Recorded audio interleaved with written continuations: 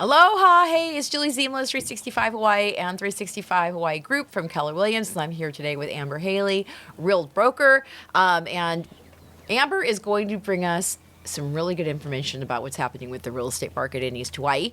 And one thing we're going to be discussing with not just the numbers, we're going to be discussing a little bit about kind of the trends of what she's seeing. Oh, let's talk East Hawaii. We are focusing on the Puna District and the South Hilo District. So, like we always talk about, Puna is where the most trading happens on this island. So we have more inventory than you have over here. We also have much lower prices. So what we're seeing is a lot of people that are, you know, with prices still being pretty high, even though the market is changing, a lot of people who maybe were going to buy in Kona, I am noticing are coming over to East Hawaii and they're exploring East Hawaii. So let's talk about what you can get a house for in East Hawaii right now. So South Hilo District. Right now, the latest data, the median home price is sitting at about $538,000. So that is pretty good when you're comparing it over here to West Hawaii. Homes are a little bit more valuable in Hilo than they are in Puna. Hilo is lava zone 3. Puna, we have a mixture of those risky lava zones where land is less valuable. So the median home price right now in Puna is actually $354,400. So a little bit less. Now again, we got different lava zones, so if we broke it up in those different lava zones, most of lava zone 3 is going to be on the higher end of that. So I'm seeing a lot of homes in the 400,000s, the 500,000s. That in general will get you right now a 3-bedroom, 2-bathroom, let's say 12 to 1,500 square foot house, maybe on an acre of land, depending on which neighborhood you're looking at. And newer construction, right? Some newer construction, but there's a mix. So if you like older homes, we have those too. And they're still also in the $400,000, $500,000 range? Yes, some a little less. You know, we got a lot of funky things over there, so sometimes we run into homes that are lacking county permits, or they're in a riskier lava zone, and so kind of case by case basis, or they're on a really rough road. Oh yeah, something like that. Yeah. We got a lot of fun things in East Hawaii real estate. So kind of depending on all those different factors, what's going on with the home is where we see the price go. But we are still kind of in a weird place in real estate where we're in this seller's market, and I am still seeing sellers overpricing their homes for East Hawaii. And I know that because we have more days on market than we've seen in a long time. Oh, speaking of that, go ahead and tell them what that is. Okay, so our days on market right now for the Puna District is 54 on average and 77 for Hilo. So when we look at, let's see, if we go back all the way to a year ago, we were at like 31 days on market. Oh, wow, okay. And 38, so a lot less. Okay, so those sellers are still hanging on to those overpriced listings. Yes. So what I'm seeing in general, and I've been out there a lot working with buyers over the last couple weeks, so I feel like I haven't, but I feel like I've seen every house that's on the market going around with multiple buyers. So I have a lot of feedback right now. My feedback and the feedback of buyers, and yeah, things are kind of sitting on the market, you know, more than twice as long sometimes than they were this time last year when we were in a heavy seller's market. And I'm kind of seeing multiple price reductions on more of them than I'm not. And usually by about the second price reduction, it tends to go under contract right away with buyers. Yeah. Like, okay, that got them. Because by that time that you know that the seller is pretty motivated too. Yes. And you can negotiate. Yes. And they're big price reductions. For example, I saw a house, a new construction, and I believe they were listed at about $499,000, $500,000, and they price reduced, and it probably went under contract because they price reduced to about $399,000. I mean, they're like way, you know, shooting way high. And I've seen some beautiful properties too that had great feedback from my buyers, but everybody felt, and you know, when I did a market analysis, I pulled up all the comparable sales as best I could for them. We believed they were, you know, pretty close to $100,000 overpriced, which is a lot in East Hawaii when you're talking about $500,000 houses. Yeah. So it's like a 20% over. Yes. And you know, those homes have been sitting on the market more than 2 months. Some of them that I've seen in the last couple weeks have been on the market close to 6 months. Wow. So they're just not priced correctly. Yeah. So I'm seeing a lot of that, but I'm seeing a lot of buyer opportunities still, which I think is really interesting because the feedback I'm getting from other agents in different markets is that it's getting more competitive. Yeah. So it's a good time, I guess, still to be a buyer in East Hawaii from what I'm seeing, from what the data's showing, from what our price points are showing.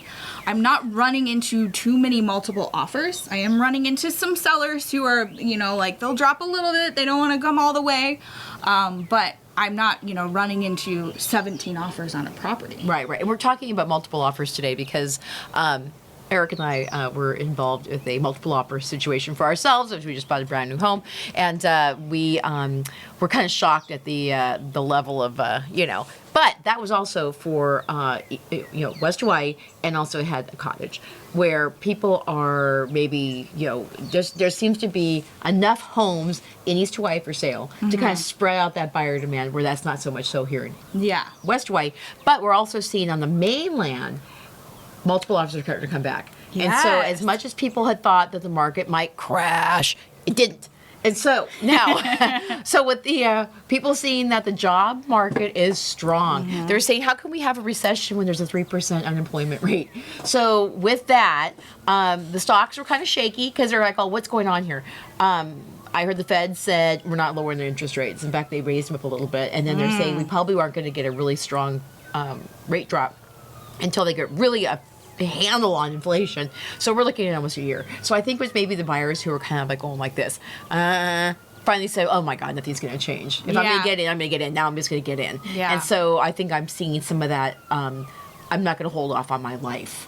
Waiting for something when my life could start now by buying a house. Yeah, I'm seeing that too. I mean, people who tune into these videos are reaching out, especially in East Hawaii, and I'm finding that as well. I'm getting a lot of buyer demand, and a lot of them are kind of coming to scout now, thinking that they will buy in 3 to 6 months, and then kind of realizing, oh, this might be the time.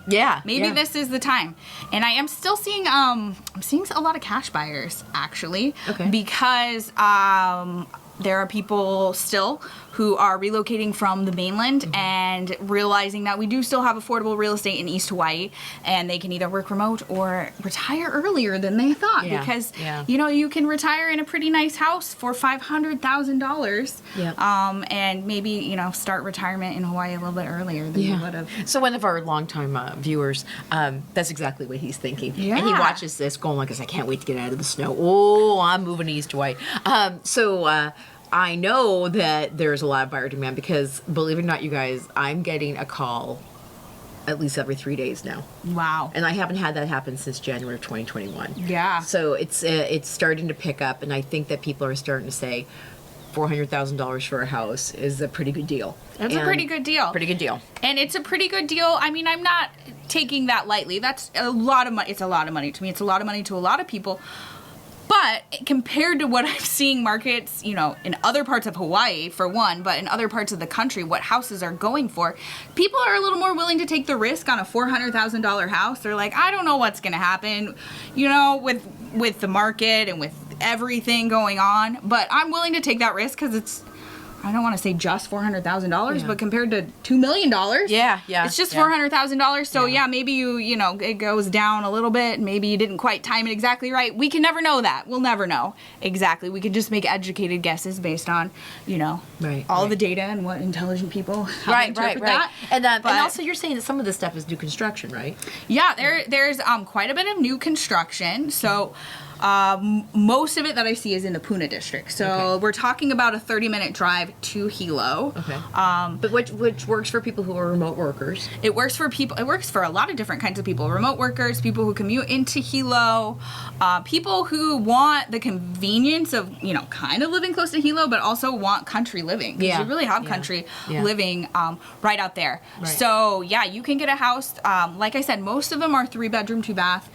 For those of you maybe watching from Texas or, I don't know, houses are big on the mainland. I forget. When I get buyers that come from the mainland, they're asking for, 3,000, 4,000 square foot, 5-bedroom houses. We don't really have those in Puna. We live outside. We live outside. It's way better, I promise. Yeah. But like a 3-bedroom, 2-bathroom is like our average new construction. And on the lower end, I'm seeing them in the upper threes. And that's really on the lower end. And then on the higher end, I'm seeing Well, some seven? honestly 6, 7. Yeah. Those are, you know, maybe sitting a little bit longer, but just kind of based on how much, you know, how custom they are and how much the contractor has put in. And you can really see the difference in the quality of work when you have that many houses sitting on the market and all the buyers are looking at the same houses. And yeah, so it's interesting. There's a choice of inventory in East Hawaii. So. Yeah. In fact, one of our people is looking to move over there in the next, I don't know, like 4 or 5 months. And so I went through some of the inventory in East Hawaii to give him an idea of what was going on. And there are some really pretty houses that are on the market right now. And again, people say, oh, don't disparage East Hawaii. I don't mean to do that. Just because, you know, I live in Hawaii. Kona side, which is, you know, but the concept of being in almost a brand new house on an acre of land, with an opportunity to put your own landscaping in, because some of these homes are like they clear the land, they put the house on there so you can do your own landscaping, and then being in Hawaii. That's the deal, is you're in Hawaii.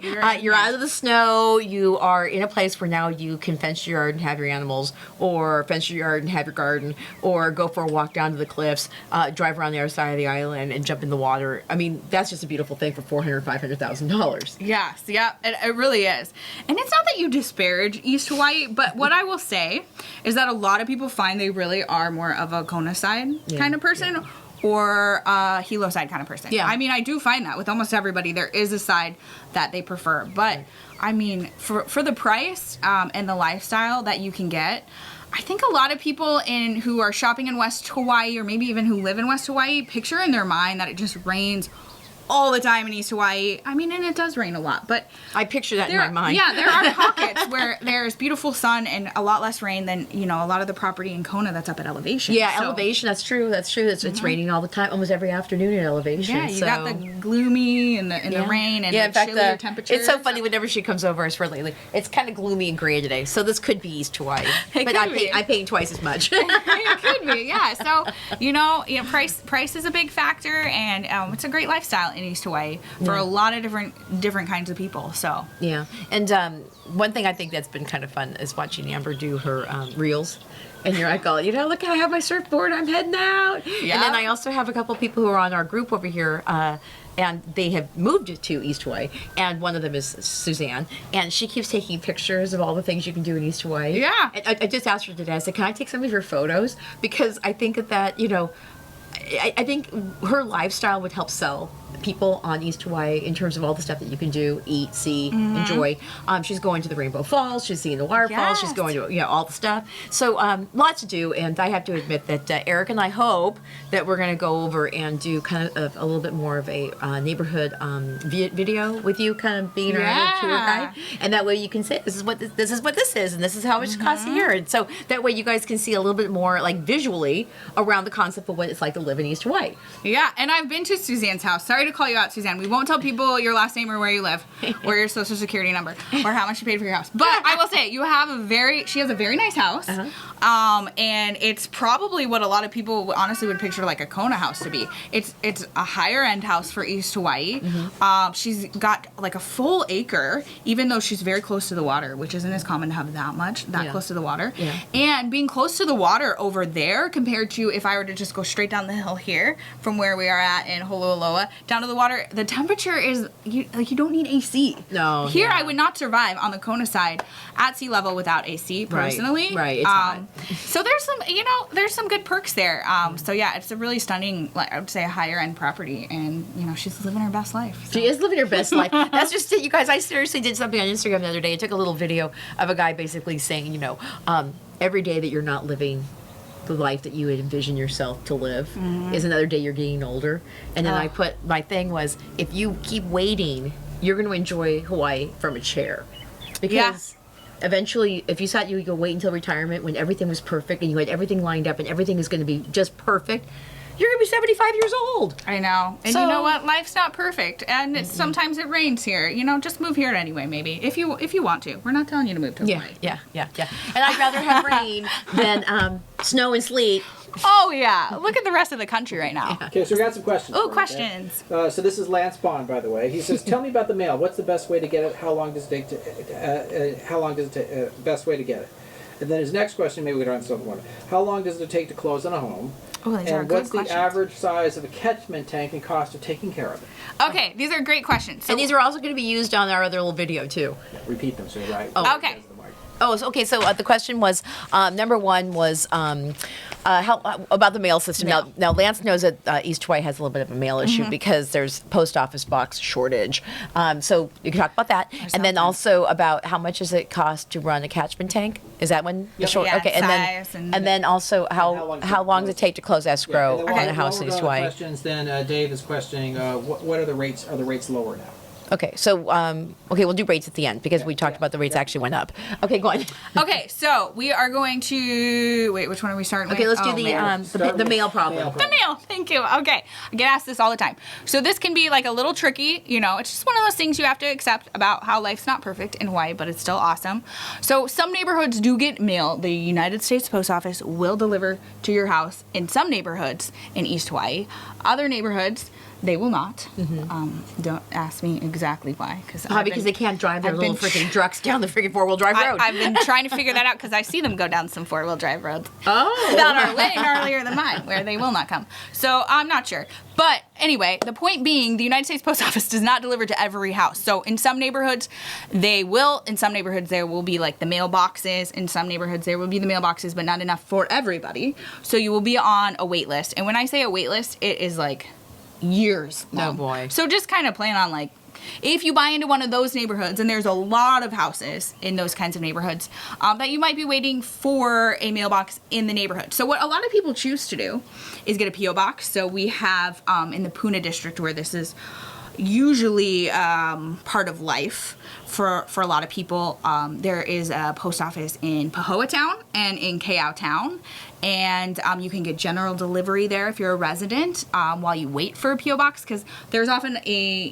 for me, it was 2 years to get a P.O. box. Oh my gosh. It's like getting a slip down at the freaking Honolulu Harbor. Man, when I got my P.O. box, there was a party that day. That was like exciting times in Things East Hawaii. you take for granted. Yes. However, if you are maybe somebody who just wants something a little more convenient than that, there are multiple companies that offer private mailboxes. The price tag is a little bit higher, so that is an option. You can just pay and get a private mailbox and not deal with any of that. Again, this doesn't affect every house. This isn't every neighborhood, but it's a lot of them, and it's very common. So if you can just get over that now in your mind and expect that, then you won't be disappointed. Your mail. By the mail. You know, it's kind of fun. It's like I live a little bit back in time when the world was a little slower, and it's kind of great. But yeah, that's part of life. And I will say there is, if you guys want to message me privately about a side conversation for this later, I have figured out some of the tips and tricks if you live in a place in East Hawaii like I do, where you can get FedEx. and UPS and DHL, but you cannot get USPS, and you don't know how something is going to ship. So that's kind of a tricky situation that I can help you with, that I've like kind of ninja'd a little bit for convenience. We should do like an Amber's Ninja post office box guide. Yeah, it's a little tricky, but there are things that you can do. Like, for example, Amazon, you know, not to get too in the weeds, but like, you don't always know how things are going to ship. No, that's true. That's Yeah, true. and if you want it to come to your house, there's ways you can do it. So, side conversation later, shoot me an email, amber@haleyhawaii.com. HALEY Hawaii.com. Get the goods. Get the goods. I'll tell you the secrets. Okay, so next question I think was about water catchment. Right. So water catchment tanks are very common in East Hawaii. Most people either have water catchment or well. There is some property on county water, but in the Puna District especially, it's the exception, not the rule. Most people are on catchment. Okay, and how big are the tanks? So the average one I see is about 10,000, maybe 8 to 10,000. I do see some that are 13,000. So it kind of just depends. But I would say 10 is pretty average. And for most people, that is plenty big. I know for me, you know, there's a couple people that live in my house. We could not have rain for about 3 months and probably be totally fine with that water, using water as much as we wanted. And my tank is about 12,000, I think. So a little bit bigger than average. Okay. And if you do run out, there are companies that can come and deliver water. The price for that, I mean, it's going to vary depending on when you guys see this video, but on average, I'd say $200, $250 right now to get like 4,000 gallons of water delivered. Okay. So that's always an option if you need it for whatever reason. Okay. And then as far as maintenance goes, I would say probably the majority of people just maintain their catchment tank themselves. Right. So there might be a little bit of a learning curve if you're new to Hawaii. They kind of recommend, cleaning it out, putting a little like bleach in it, baking soda for the pH. There are educational classes that are free that some of the local businesses put on that will teach you about water catchment and teach you about water quality. They also do sell upgraded filtration systems and monthly services, just kind of depending on what you want. Those probably run $40-50 a month if you want the premium, whatever, cleaning, testing, all of that. I can, again, if you reach out to me, I can refer you directly to some people. Their pricing might be different, when you reach out, but something like that. It's pretty easy to maintain yourself every month. Or if maybe just once or twice a year you want to hire somebody to come out and clean your catchment tank for you, do like a deep cleaning, that's another option if you want to be a little bit more hands-off, and that'll probably run you a couple $100. Okay. Again, I would say most people do it themselves, and probably maybe don't clean them as much as like They textbook should. you should, but You're drinking that stuff too. yeah. So let me ask you a question, because again, I've never had catchment. Because again, I know this goes to my, oh my God, you have a 8,000 gallon tank, let's say, and it rains. Uh-huh. And it rains enough to fill an 8,000 gallon tank, or is this coming off of your roof, going into the tank because it has to capture all that water? How does that work? I would say they fill up pretty quickly. Yeah, from the rainwater and let's go back to and it rains in East Hawaii. I mean, but then we do have dry patches. So if you need water during a dry spell, like, ooh, that's rough. I know because I've been there. Yeah. Not because I had a leak in my liner, not because I would have run out, but. Yeah, I mean, heavy rain. People are like, do laundry, use all the water. Like, it's overflowing. Oh, yeah? Mine overflows all the time. I have more than 13,000 gallons Wow, constantly. okay. So, yeah, they can fill up really quite fast on, a couple nights of heavy downpour. Like, I don't know exactly how, but, like, more than you would probably think. Okay. And again, you guys, seriously, if you come from a part of the country that you don't understand what 4 inches an hour feels like, it is torrential downpour. We had that storm last week and a half ago. Yeah. And I came off the boat. It was like, we were well watching, beautiful and sunny. I came home and all of a sudden, da, da, da, da, da, da, da, da. Yeah, that like- noise of hitting in the roof, and it came down, and all of our spouts were just blowing out. So that's It's our like side. buckets. When they say buckets, it's like, or like a fire hose sometimes. Yeah. That's what it seems like. And it can get quite loud when it rains, depending on what your roofing situation is. But a lot of the houses in East Hawaii have like not a lot of insulation, just the metal roof, and they're quite loud. Yeah. Well, this is a metal roof, and this is it's like that's the sound of Hawaii. That's the sound of Hawaii. And then we got the koki frogs. Yeah, the it's Kokies just- love a good rainstorm. They do. Yeah. So I think we covered everything for catchment. So Sorry, let's talk Lance, about- we went off. It's like it's like being Lance Owens. La la la la. So, That's what you get with us. Okay, so escrows. Yeah, how long? Escrows. Okay, so this is great. Your escrow in Hawaii is handled by a title and escrow company. I know it's different in some states. I don't know what it is in every state, but I know it varies. Title and escrow company handles that. They make sure the buyer and the seller execute on all of their contractual obligations. They handle all the money. They divide up everything at the end. So the average escrow, when I write a purchase contract, if it is a cash deal, all cash, not contingent on, other things, I will write up an offer for 30 days. Okay. Now in Hawaii, in the purchase contract, the way we write it up usually is that the buyer or seller has a one-time unilateral right to extend closing by 15 days. We can put in there. Usually the buyer's the one that takes that. If the buyer takes it, it's done. If the seller takes it first, it's done. It's a one-time thing. You don't need permission from the other party as long as you need that extension. So when I tell people, if I tell a cash buyer we're going to write this purchase contract up for 30 days, I tell them, we could use that extension if you need probably if we need to. So in your mind, think 30 to 45 days. Now with a financing purchase contract, so that means you're like getting a mortgage. I write those up in the purchase contract for 45 days. that's what we do too. Yeah. Now, we do have that 15-day right to extend, so I tell people, expect maybe, if we need an extension, 45 to 60 days. And when we ask for that extension during an escrow period, I personally prefer and recommend to people to ask for the full extension, just in case you need it. Because you only get one. You only get one unless everybody agrees. So it just kind of makes it easier, and then if everybody agrees, okay, we really only needed 7 days, we can do 7, just an additional 7 days. But I will say the average escrow in on the Big Island in East Hawaii, at least that I see, is about 45 days. A lot of people when the market was crazy, and they were just trying to give anything to the seller to make their offer more appealing, would say to me, I'll cash 7-day close, 14-day close. Tell them we will close in 14 days. Like when buyers got real aggressive and crazy. And I know that's something you can maybe do in California. You cannot do that in Hawaii. The title companies, we cannot do it that fast here. Yeah. So it's not like It's just slow. on island. I mean, we're not just on island time with that. It's just they need more time here. We have things that need to get done. But you can sometimes close in less than 30 days. It's happened. Yeah. I've even had it happen maybe with a financing one, but it is rare with a financing offer. Yeah, because they have to go plan on through at all the least. stuff. Yes. Yeah. So the good news is though is that if everything looks like it's going well, you could say to everyone that, okay, you guys want to close a little bit early? Yes, right? you could. If everyone agrees. Now, I've been in situations on both the buy end and the sell end where for whatever reason, even though we could close and everybody, the loan officer, the escrow officer, everyone's saying, hey, we're good. Do you guys want to close early? For some reason, sometimes one party doesn't. Yeah.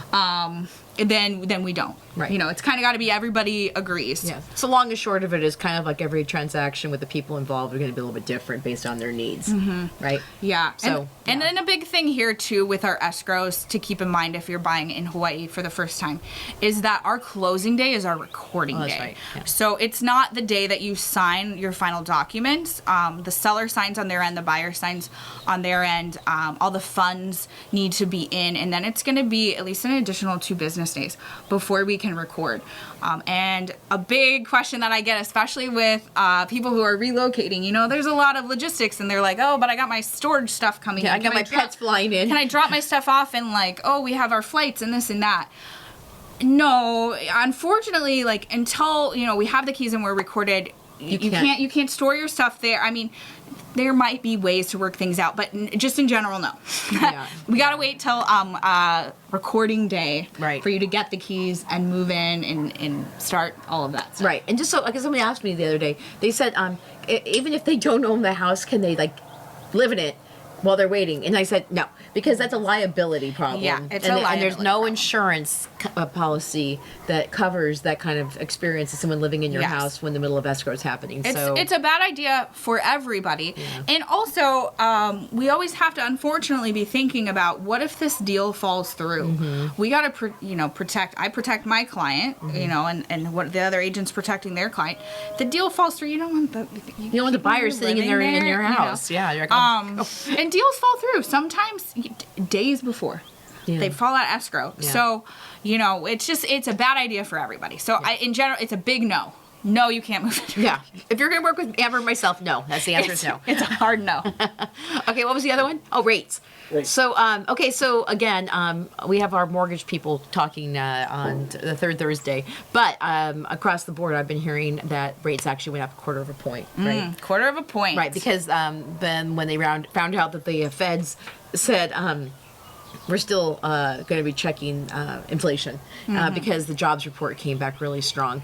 That they said, you know what, let's and this is true. This is what happened. I think they said 30 years ago that they took the brakes off the economy too soon, and it wasn't enough, and they didn't wait long enough, and then they had to go back and do it again, and Yeah. they don't want to do it again. So they're going to just kind of say, you know what, hang on to that European trip for another year. So, so 2024 is when they're thinking about doing rates, really where you're going to get a different rate change. Yeah. So that's what we're talking about. That's 365 more days you're not going to live in Hawaii if you're Yeah. waiting for a 1/2 point change in a rate. So Yeah. And we talked about too. If you guys, we have some great mortgage people that they do that the 2-1 buy down that you can offer to somebody, all these places that are that they're not moving and they have to sell the house and it's going to go down 10%. Might as well go and offer them an opportunity to do a rate buy down. So Yeah. yeah. Yep, that's definitely something that we're seeing. So, Yeah. So there you go. Yeah. Okay. Any other questions? No. Okay. So in general, I know we've been yakking. With the statistics. in general, our median price has gone down a little bit in Puna, which is where most of our sales are. Hilo, weirdly, it was just up slightly, but there was only 22 sales. So it's a very snapshot. thing, our days on market are significantly less. So property is sitting, and list to sales price is about 94% in Puna and about 92% in Hilo. So what the house is actually selling for versus what the final list price when they got the offer, because we talked about how those list prices Come down. have dropped on some places, and then some places even dropped again. Right. So that's the important things to know. How close to the offer price do I need to offer? Is the market going up or down? What are the days on market? Those are things I can help you with. And again, every house is kind of case by case though. Yeah. So yeah, and also that's what the sellers want and stuff. Yeah, But everyone's in general, motivation. what's good about when you want to make an offer, if you look at that, you go, most of the houses are going for 6% under 100%. Yeah, So you can Yeah. look at that. So Yeah. Is Eric doing the roundup? Okay. Okay. So we got that. And is there any other further questions over here in the live Lance department? Bond says, great information, mahalo. Yay! Good. So you guys over on this side, do you want to continue with our little chatty chat? No, he's okay. So what we're going to do is we're going to say to you guys, and then we're going to have Amber talk a little bit more about life on the East Hawaii, and then we'll release that on our YouTube channel. So check our 365 Hawaii Real Estate Minute on the YouTube channel to learn more about living in East Hawaii. Thank you, Amber. I appreciate your help on this one. And then also for the people on YouTube land, if you had wanted to be in the position that my friend Lance is, where he can ask us in real life questions that we answer on camera, join the 365 Hawaii, I'm moving to the Big Island of Hawaii Facebook page, and I've noticed that some people who are trying to get into that group don't answer the questions. You gotta answer the questions. I won't let you in if you don't answer the questions. And I'll tell you guys, and just like what Amber's here, Amber's not getting paid to be here. If you are already working with a realtor, I will not let you in the group, because we have our realtor partners who are offering all this great information and sitting down and doing all this work for you guys for free, in the hopes that you will, to use them for your real estate needs. So if you're already working with a realtor outside of, coming, some people said, I'm 4 years out, I have a realtor. I'm like, really? So, but the thing is that we have a great realtor partnership in the 365 group. So just keep that in mind. And then also, if you guys are looking for resource material, we have my 365 How to Move to Kona book. And you can go to 365kona.com to learn more about that. But we also have the East Hawaii buying guide that we have a PDF, and we can send that to you for free.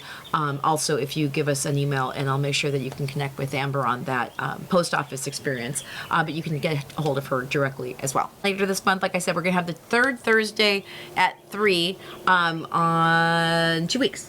Right? And then we'll hear about rates, and we'll have Amber back again to give you guys more of an update. So with Have that, a good Valentine's Day. Happy Valentine's Day.